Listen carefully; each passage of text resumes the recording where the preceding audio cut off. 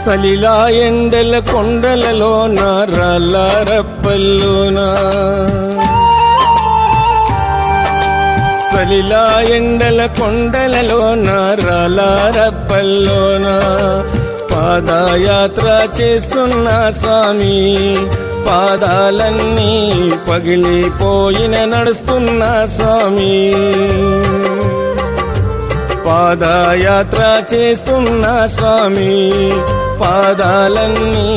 పగిలిపోయిన నడుస్తున్న స్వామి ఆ స్వామి